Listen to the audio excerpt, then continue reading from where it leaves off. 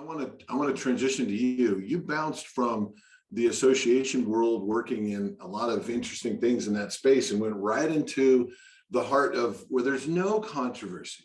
Public schools, right? There's no differences of opinions of what should happen. And in a state where there's absolutely no divide in terms of politics or what happened, or was that a different election that happened a few weeks ago? Talk to me, Joan, and talk to us from your perspective at the community level. What are you seeing here, and how are you dealing with this and seeing what might need to happen ahead on strengthening connections?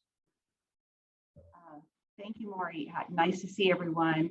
I do work for Loudon County Public Schools, I think the most global county in the nation this year. Talk about a local community that has become globally known. I've been here about 10 months, and I want to start off with a little story about my drive to work the other day. I'm so thankful to have a drive to work.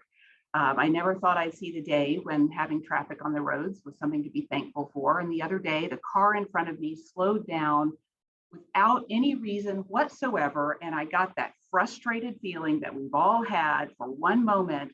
And then as I got a little further in my journey where that car had been, I looked to my right and there were two deer standing on the side of the road. And I thought to myself, how lucky am I to be the second car?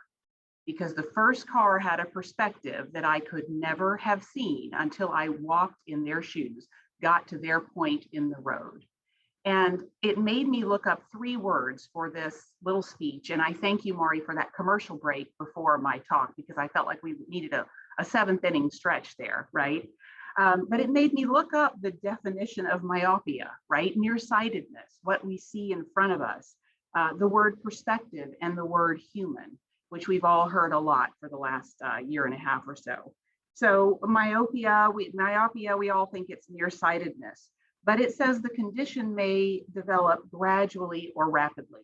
We all had to quickly focus on what was in front of us to get through the tough months early on in COVID, and we got in the habit of doing that. And when I came to Loudon County Public Schools, they had also focused their forward-facing communications to deal with the pandemic. All the messaging was about COVID. All the messaging to families was about what they needed to do to be successful, what the conditions of the schools were, what the conditions of the infection rates were. And they had lost a perspective that told the good news of what students do and what the community did. And as a large voice in a county, Loudon County school system has over 80,000 students. So we affect times the parents, 250,000 people in a county of 410 to 60,000, depending on any given day. We have a large impact on our community. So what is the perspective, the second word that I looked up? If we're only focusing on a very narrow vision in our community, we allow that perspective of the humans and the students and the people working and living and breathing here to become skewed with a limit that seemed unfair. The definition of perspective ends with a sense of proportion.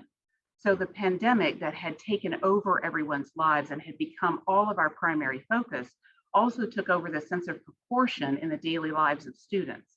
They, like we, their workplace, their student desk at home, they were working at home. How do you manage that limited perspective of a screen when you're supposed to learn about the world on a screen?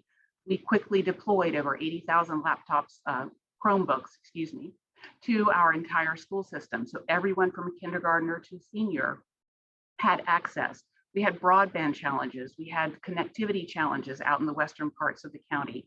And that limited perspective also contributed to a very terse community dialogue as people couldn't solve the problem in front of them and reached out to the school system to say, how can I help my student's situation be better? We had those voices of dissent that came to us and said, we care about our community. As the previous speaker mentioned, those who dissent are largely from your community and they care. We experienced that because people were passionate about the way their students learned, but we also realized that that passion could be misplaced from outside agitators who came to capitalize on a community that was feeling distress. So the last thing I'll say is that I looked up the definition of human, and human or being human, right? We all are human, but of or characteristic of people's better qualities, such as kindness or sensitivity. So when I came here 10 months ago, we were only telling the stories that helped us survive the pandemic. Now we tell the stories that focus on our students. We balance that information about mental health resources in a human-facing video.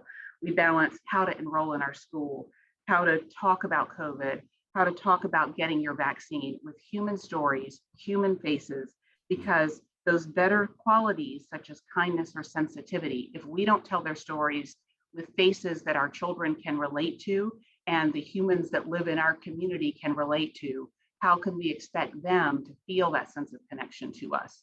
So that's how we've changed our video orientation and our messaging. And I hope that it works. That's all I can say. Love that. Really tapping into the real people and the real stories is part of the theme we've been hearing throughout, of purposeful and intentional. Like, this stuff's not going to happen just to happen. It's going to happen because we choose it.